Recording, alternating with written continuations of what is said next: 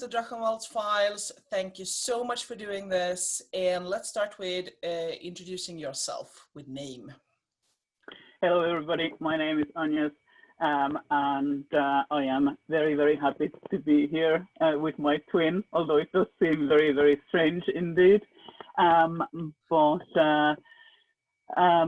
But yeah, I'm just Agnés. I am based in Donimara in the Principality of Insulae Draconis, strangely enough, still in Drachenwald. And I usually ask people a little bit about their personas, if they have one, and their device. I happen to know that you like heraldry, so I happen to know that your name and device is registered.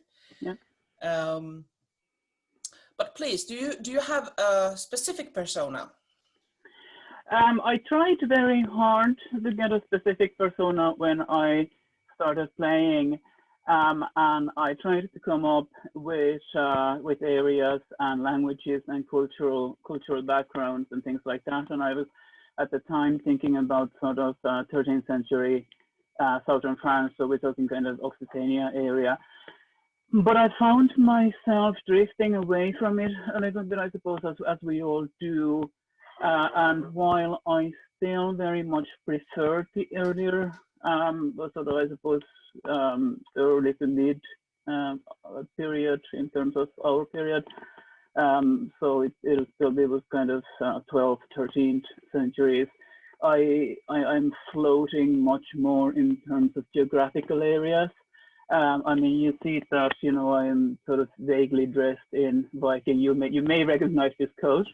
Yeah, I might have made it, and you might have bought it. I might have bought it. It's very comfortable.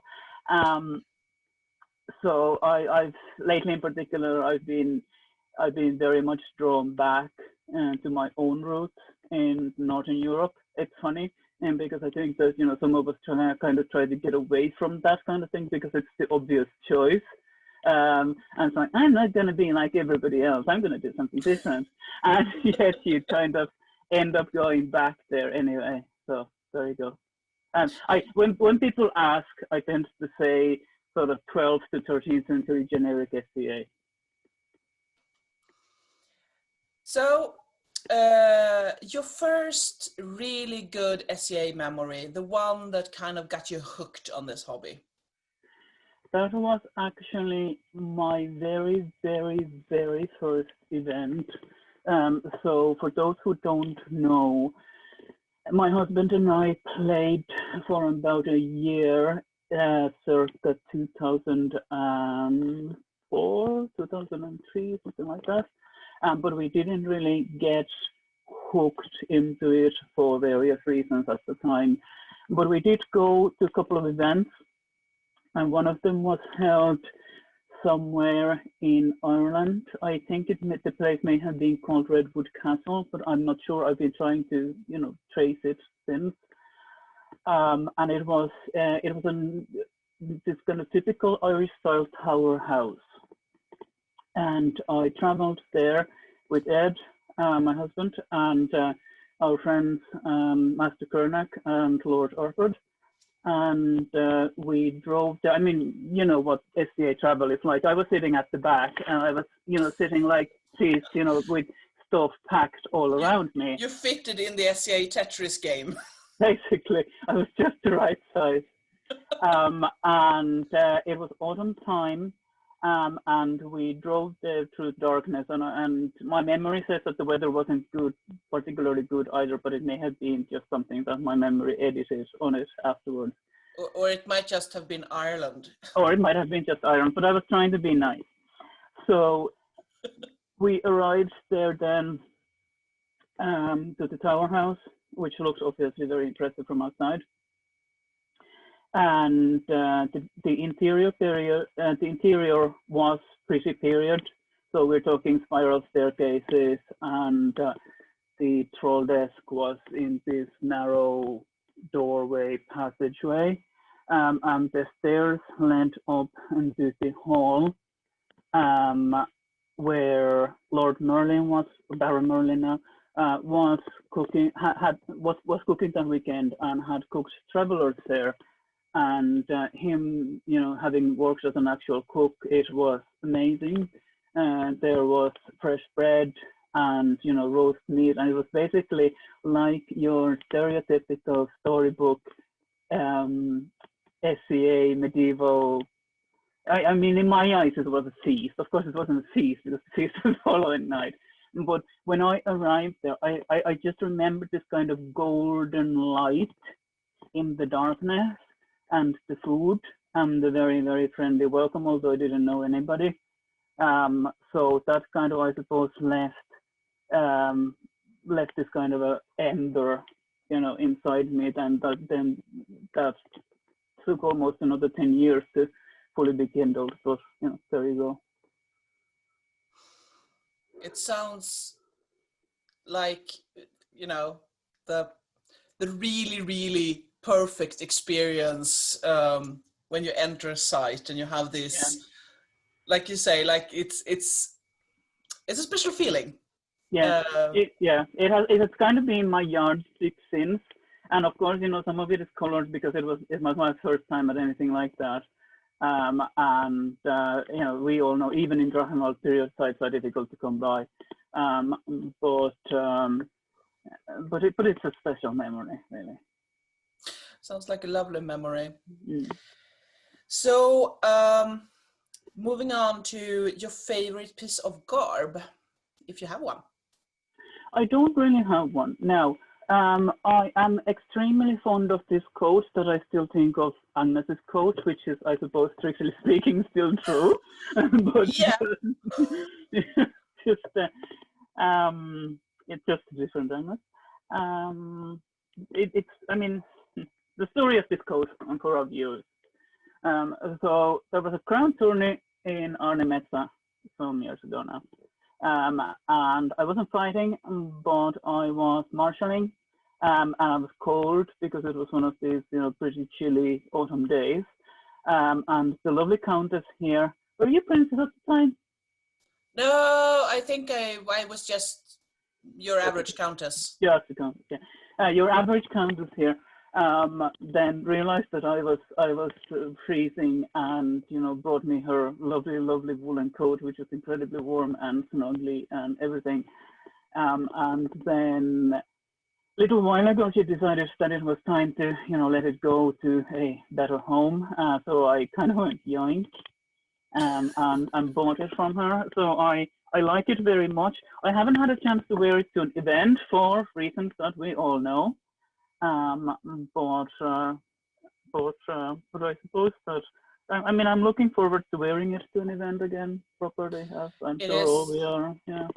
It is a double wool coat, so it is extremely warm. And for me, being a warm person that doesn't usually get that cold, it was a bit too warm for me. Yeah, I can imagine.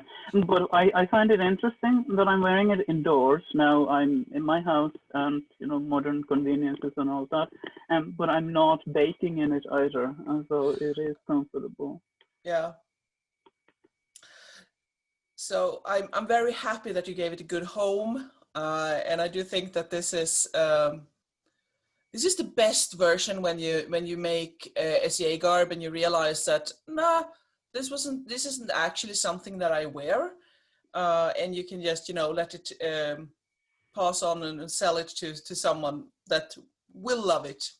And I do also treasure that memory of Agneseses.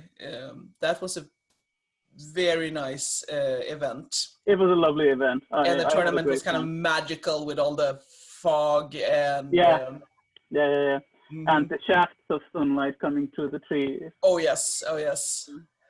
So speaking about events, and now we've spoken about your first really good SCA memory, and like the piece of garb that you wear that you also have a good memory with. What are you generally doing in the SCA? What's the things that you most like doing, what you are burning for in this hobby? I suppose I can't say everything, can I? I mean, that would be accurate in terms of what I have been doing, but I have been told that I need to cut down, which is probably a sensible thing anyway. I mean, everybody's expecting that, the first thing that I will say is fighting, which is, fair assumption. But I think that I would still like to say living the SCA is something that is very close to my heart, and because I like it when we go to events and we are able to get pretty completely immersed. I mean, I'm not talking necessarily about being in persona all the time. I couldn't have a conversation in persona. Sorry. No, me neither. Yeah. But I like the fact that we go and we leave as much of the mundane world as possible behind, and I'm sure that we'll talk later about how some of those aspects just cannot be left behind. But if we leave plastics behind and electronic devices behind and all these kind of things, and particularly at camping events, if I get to cook on campfire or even fetch water, or just sit and watch the camp go by, and at night watch the fires and watch the stars. That's kind of what is the most important thing to me about the SCA. I mean, with fighting and things like that, I could get hurt, I could get injured, it's possible that I couldn't fight anymore. Or I could get temporarily injured so that I would go to an event and not be able to fight. That has happened. But I wouldn't not go to an event because of not being able to fight. Whereas, I mean, is there an event if these things that I mentioned are missing? It's arguably possibly not. But even if I couldn't fight, I'd still keep going because of these kind of things that I mentioned. It just feels those kind of events when we get immersed and when we live the dream, if you like, like we get so much closer to each other, so much closer to these kind of ideals and stories and things that are really important, and that I think that is the most precious thing really there. I agree. It's a little bit like leaving all that mundane stress a bit behind. There is no thing that you have to do, all those things, unless of course you're autocratic, but it's still yes, quite. But it's still. I mean, I have autocrated and I have feastocrated, and it is still in some ways stressful, but it's not the mundane stress for me. So no, it's different kind of stressful. I mean, I feel it's like you're focusing on a thing, certainly, but you're focusing on producing the best possible experience for the people who will be there. So in that sense, it kind of ties back into it. So absolutely. So talking about the sad things right now, the pandemic, we can't have those events right now, and stuff are happening online instead. And I do know that some places around Drachenwald has had the possibilities to keep up like fighter practices, but in a smaller scale, and you have to tell people that you are coming, so you can keep it to a certain amount of people. What are you doing during this pandemic? How do you keep up your SCA? So here in ID, Insulae Draconis, we are pretty active at having online fighter practices for a start. So we have 2 to 3 fighter practices by Zoom or Discord a week. Our Shire organizes one, Frontal Lark organizes one, and Flint Heat organizes one. And those are the ones that I know of hand.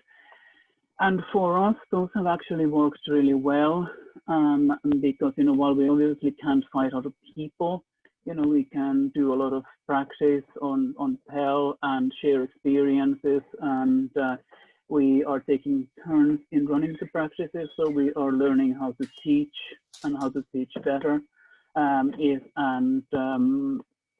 we have really had a chance to do community building a lot during this time, which has really been a blessing despite everything. So that has been pretty important. I suppose that has kind of been my main focus, during the pandemic. There's been the odd other event, virtual event or class or something like that. But there's a lot out there. I don't take part in much beyond the fighter practices because, obviously me or I, like lots of other people, have to do remote meetings and things like that during work days. And, you want to save your Zoom spoons for the most important things. But I'm really glad to see that that's going on. And I've been watching a little bit about watching the content that is coming in from other kingdoms as well, in terms of these kind of things, interviews, which is one of the reasons that I said to you before that I was really happy that you're doing this, and because not so far there's been very little in that kind of vein from Drachenwald, and I think that we have lots to show to other people as well. Absolutely. So it's super. So that's, I suppose, really on how I have been sustaining myself, through those remote practices and, watching content from elsewhere and just trying to keep in touch with people as far as possible. We don't know yet if it's going to work out or not, but we do have a very small event scheduled here for next weekend. It'll be only about 15 people. Because some of the areas in Ireland are locked down at the moment, so those people are not able to move. But if it goes ahead, then that would be our first event, like about 7 months, and that would be really lovely. But we can't really rely on that, obviously, until unfortunately closer to the weekend. No, I know it's the same. I think all over Drachenwald right now, that you can plan stuff, but you can't say that this will absolutely 100% happen because things change. And that's of course very discouraging, for a lot of people. I mean, I've had to cancel 4 events that I was involved in running in this year. At this point, it's just kind of like whatever. Yeah. We'll see how we do. Yeah, we had to cancel Crown Tourney here in Nordmark, so but that event will still happen, but it will be again smaller, and we hope it will happen because, like I said, it's rough times right now to plan stuff. Yeah, it is. We have spoken about a little bit what you have been doing now during the pandemic, but I also happen to know that you've been doing something else during these 7 months, which is you was the one that started the work with our new code of conduct. So I'm going to ask you a little bit about that, even though I also was involved. But please, let's start with what is the code of conduct and why was it created? Right. So SCA, as well as many other organizations, has become very aware over the past few years that as much as by far the majority of our people are good and sound and want to treat other people well as they can, we are not immune to stuff that happens out there in the mundane world, because unfortunately things like that are just pervasive throughout the society with a small s. So things like, you know, fandom, so various conventions and what else, internet communities and, you know, other things like that. So they've started to pay attention to the fact and that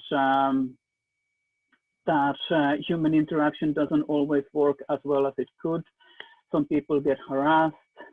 Some people suffer unwanted attentions of whatever sort, and there are various problems of this nature. And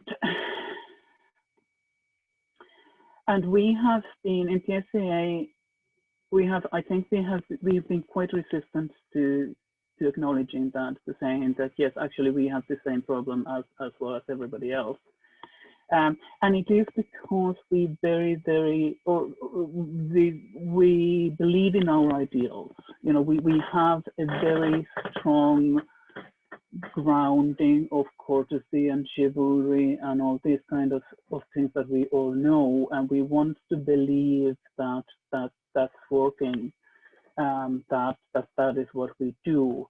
And as I said, most people do. That is not under question. But we need to be also prepared for the fact that not everybody will, for one reason or another, follow this, or think that they are, you know, they're for whatever reason they're unable to follow this. Let's just leave it at that. And I very strongly believe that, especially in the future, if we want to attract more members, we need to show awareness, that we are aware and that we are prepared to deal with these kind of things. Because I know that some people are concerned that, you know, if we publish these kind of documents online, it makes it look like we have a problem. Now, I would argue and that it merely shows and that we are aware that it could be a problem, and that we are prepared to deal with it should it arise. And we know that this has risen in the recent times, and you know we have had to deal with this.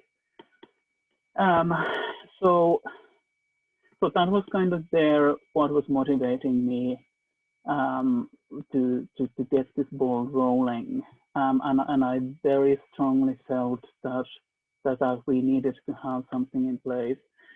Individual groups across the kingdom, some had already put in bits and pieces in place, and there was a sort of a broad SCA core values, you know, which is still the same, and the society, diversity, equity, and inclusivity office had started and was being developed at the time. So then I felt that if we had a code of conduct in place, it would set out clear, unambiguous rules. I don't like the word rules, but I'm struggling to think of a better word right now, of behavior. Again, that sounds like, well, we are all adults, we are mature people, we know how to behave. Well, quite clearly we don't. I was just going to ask you, when you talked about why we might have been so resilient to acknowledge that we might actually have people that don't behave, that it might be because we see each other very strongly as a family very often, and you don't want to acknowledge that one in your family is misbehaving. But at the same time, I do think that if you use the word rules, it's the same as we have rules in our mundane families. You don't do this here. So I don't think that the word rules is wrong, even if I do get what you're meaning, that it sounds like a very harsh and very like cemented word, like this. I think my issue with the word is not even so much that it sounds formal or anything, but it sounds very rigid. And with something like that, like we have talked about, you know, we need to be able to adjust it as as need arises, and as people tell me, people tell us, this isn't working. We need to word it in some different way. So I've lost my train of thought now. Sorry. So yes, no, that's okay. Yeah, families. Of course, people never want to admit that there's something wrong going on with their families, and I think that you're absolutely right about that.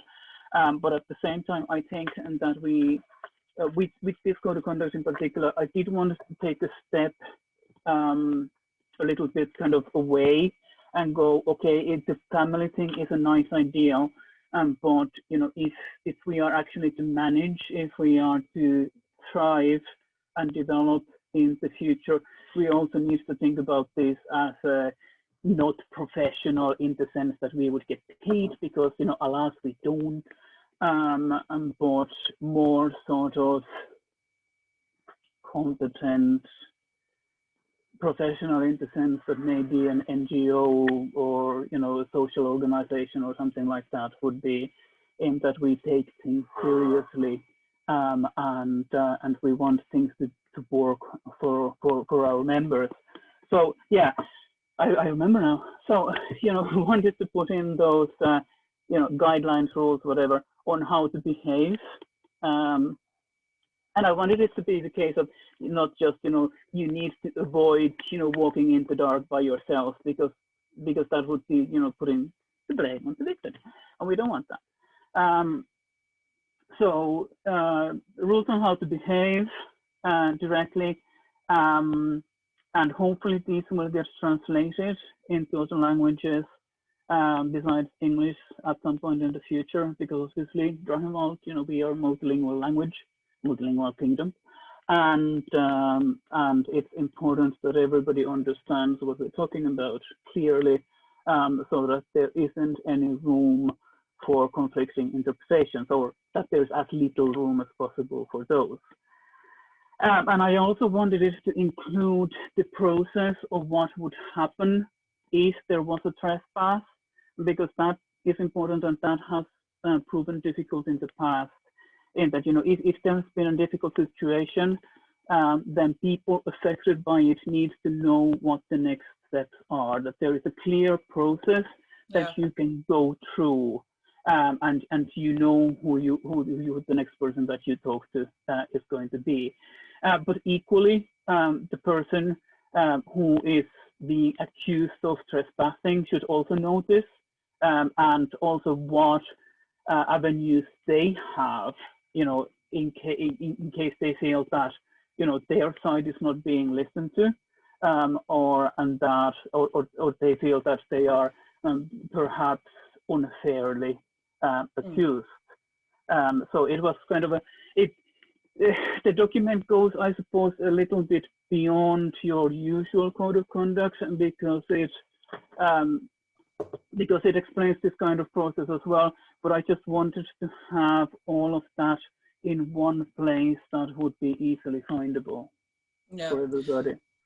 And as I see it, this is also very good for seneschals, kings and queens, princes and princesses, because like you mentioned, we are not professionals, and very often I think that people in charge in our kingdom, they might not have that knowledge. They are super good at doing some stuff, but you can't be good at everything.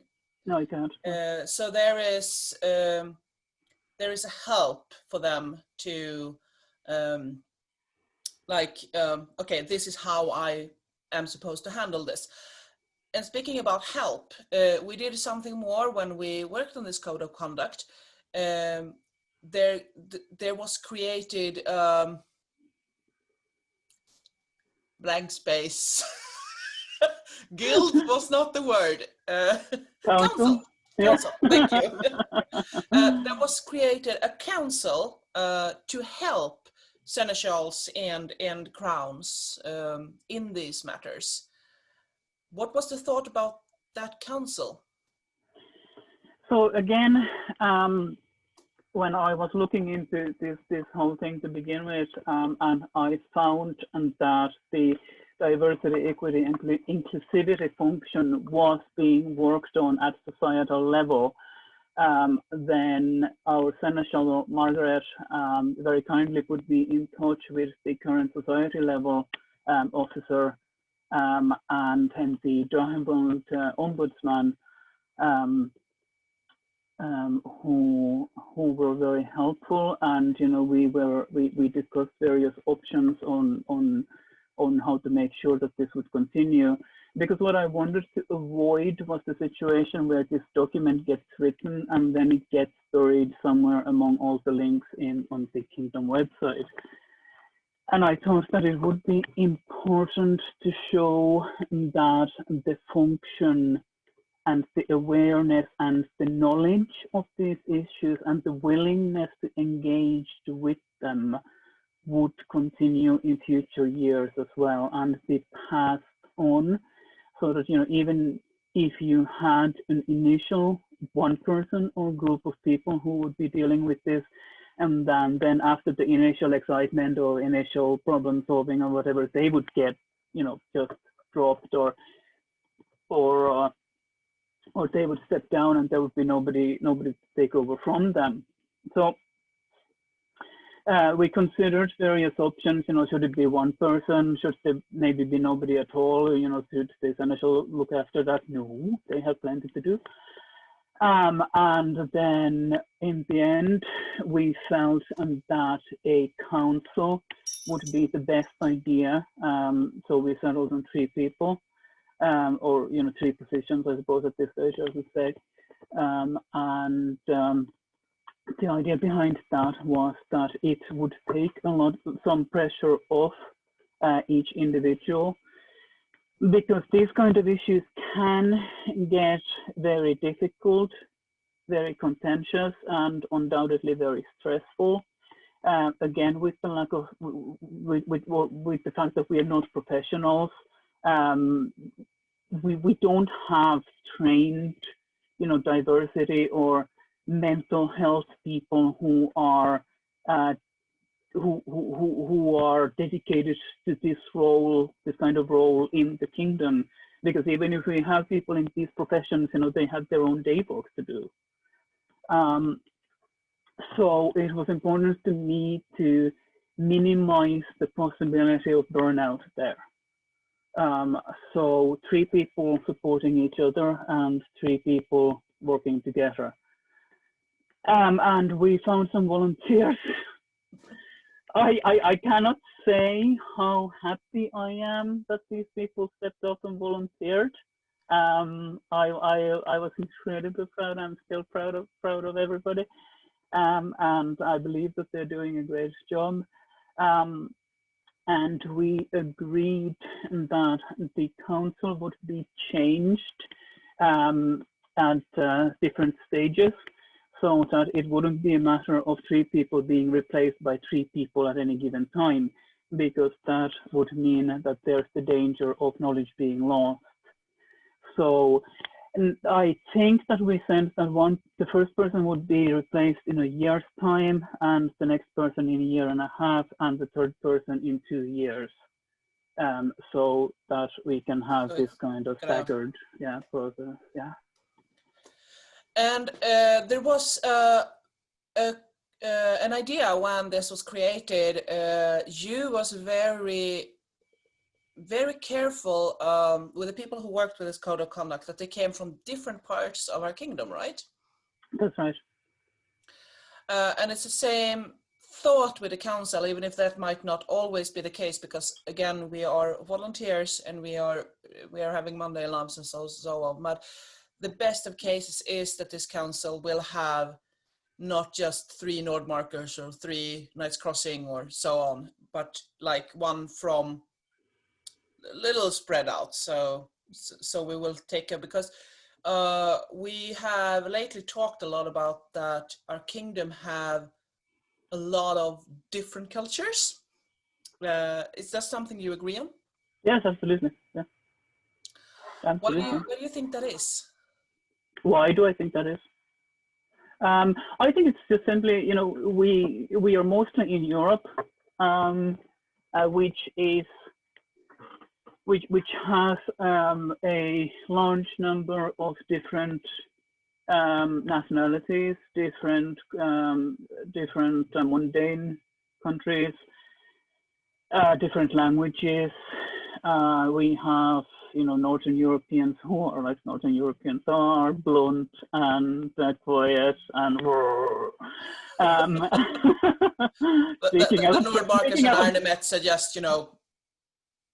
Yeah, speaking as a proud Northern European. Oh, yes. And then we have people in Central who are affected by different cultural factors. And then we have people, for instance, over here in ID, who, because, you know, we speak English here, we would be more exposed, I think, more quickly exposed to ideas and thoughts that, for instance, trickle down from North America. So I think that, you know, in certain respects, you know, if we're still talking about the code of conduct and the diversity stuff, our response here in ID to that kind of thing has been different from the response of people, for instance, in Nordmark and Agneseses. Just simply different. I'm not saying it's better or worse or anything like that.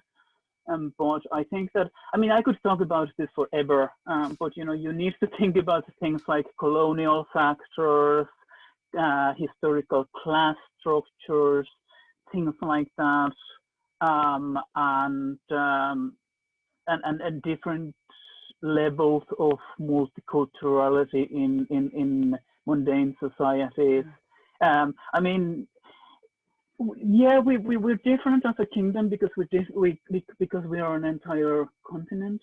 I mean, Lokak is an entire continent in a way as well, and I'm sure that I'm gonna have, you know, lots of messages from irate Lokakians, you know, after this going, we are different, you know, people from Perth are completely different from people in Sydney. Hi, Angeles. but and I'm sure that that's the case. At least you all more or less have the same language. Yeah. Yeah, I think that when it comes to all the kingdoms in the SCA, I think Drachenwald and Lochark might be the two that stands out a little bit because they are not Northern American based. Yeah. I mean, in Northern America, kingdoms are geographically much smaller, I think. I mean, you know, this is the case whereby I stare at some math projection and go, how accurate is this? But, you know, obviously they're smaller, and, you know, some of them are focused around certain states. So, you know, that's I think, and it's possible that I'm completely, you know, talking out of my bum here.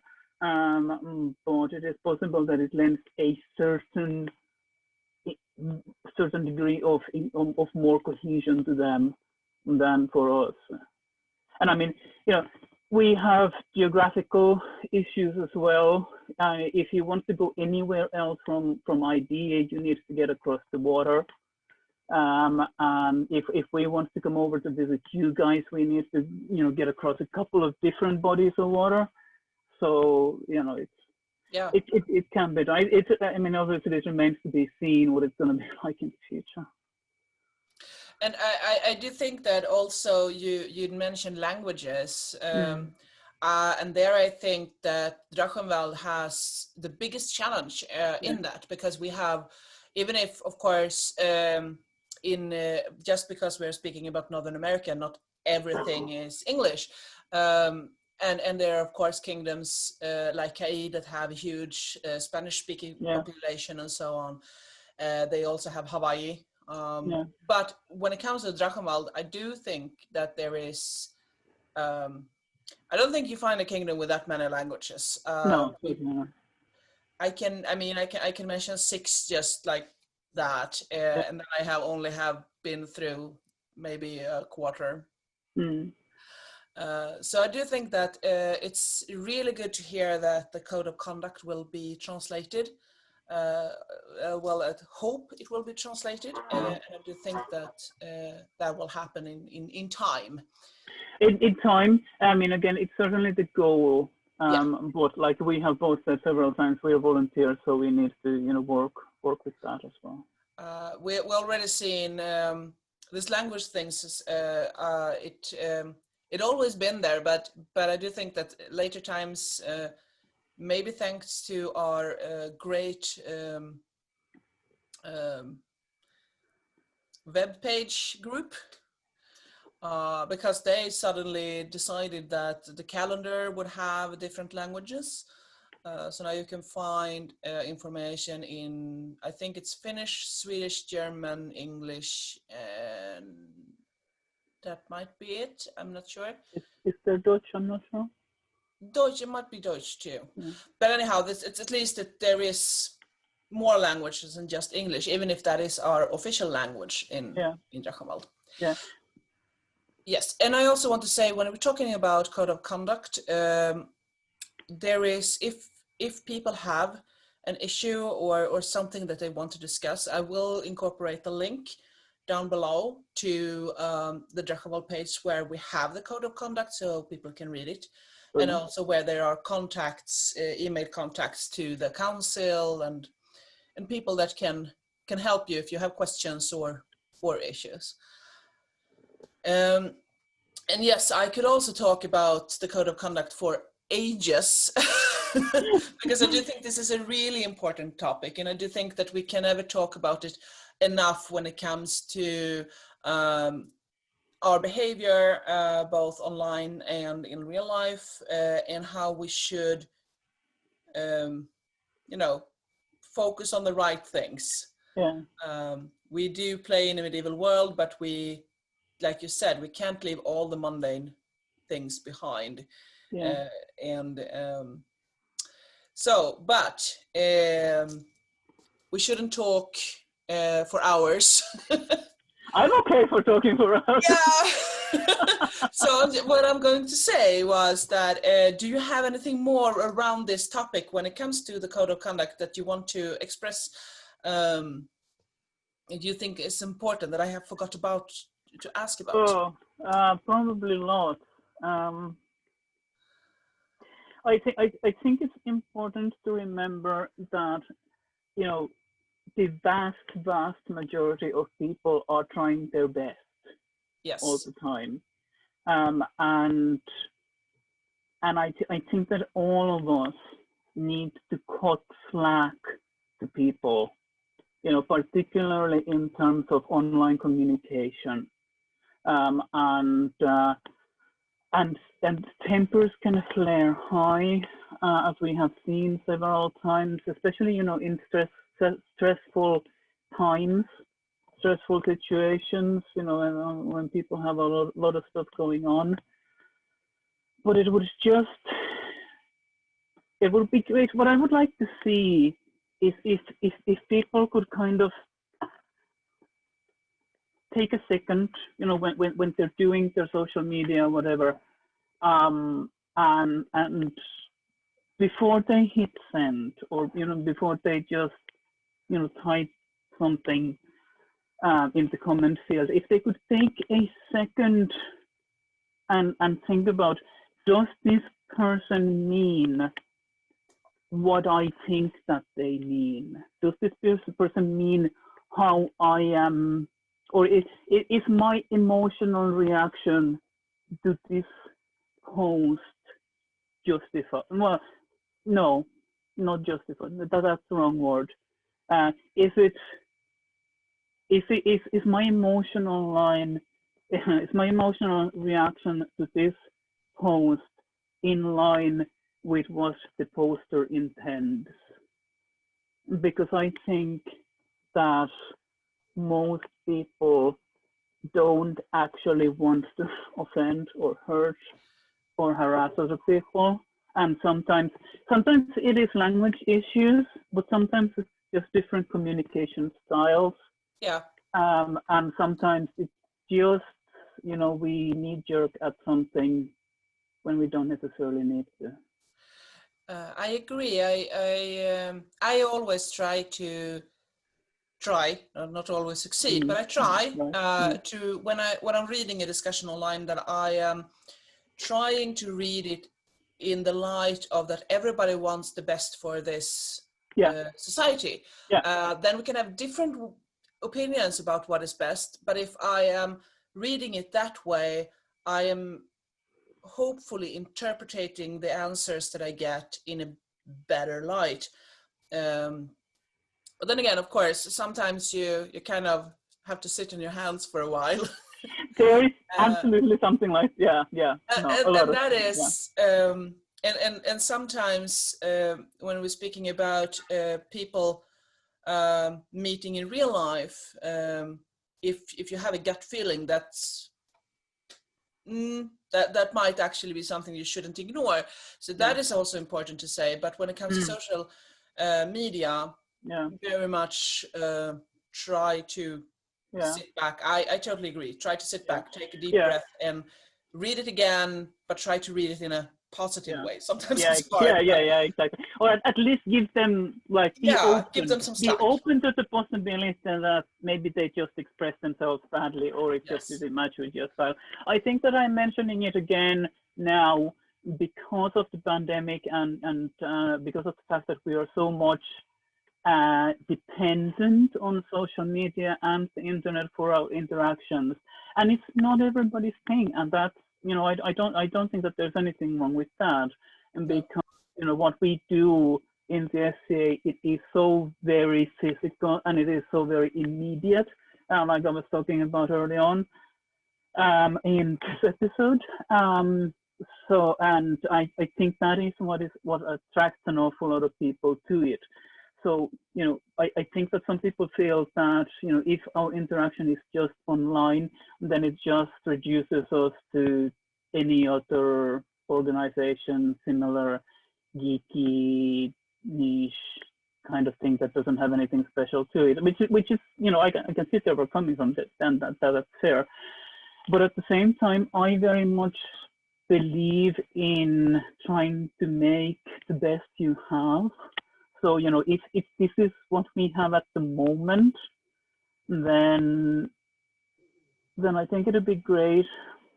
I'm trying to say this in a way that will not leave people thinking like I'm saying everybody needs to take part. No, everybody doesn't need to take part. But there is so much stuff out there at the moment. We can take classes in other kingdoms. We can visit other people's events, and we can interact with people in other kingdoms on a level that we haven't been able to do so far. And I think that's really important. That's a huge opportunity. And I would hope that, when we eventually emerge out of this and can go out to play again properly, that will all be really, better Scadians, better people for it. I agree, and I was just going to ask you, like, what do you think we will take with us from this pandemic when things go back to normal, regardless of when it goes back to normal? But we all hope that it do, and trying to interpret what you're saying, that it's you're hoping that this online classes stuff and so on will not just stop, that we can continue this. I think that would be great. I mean, I wouldn't expect that it will continue on the same level or anything like that, but I think that an awful lot of us have found the value of doing this kind of thing as well.